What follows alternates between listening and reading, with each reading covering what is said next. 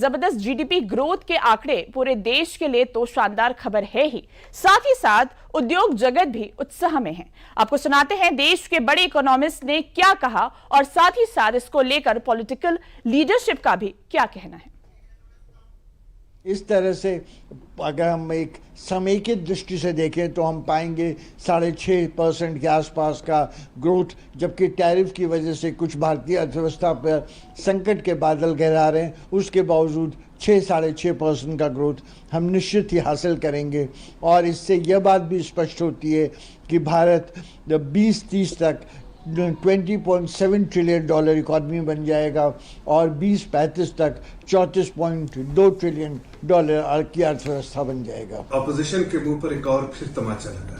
GDP के आंकड़े आए हैं, पूरे स्ट्रीट पे जो एक्सपेक्टेशन था सबको बीट कर दिया है।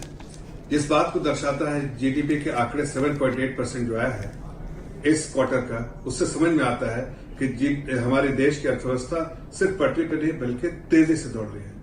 जो आदरणीय प्रधानमंत्री जी ने जो फैसले लिए हैं पिछले 11 साल में, उसका नतीजा है कि आज पूरी दुनिया जो है कहीं ना कहीं किसी न किसी परेशानियों से दुनिया की इकोनॉमी जूझ रही है, जबकि भारत की अर्थव्यवस्था इतनी मजबूत है कि दुनिया की लार्ज इकोनॉमी में सबसे तेजी से बढ़ रही है।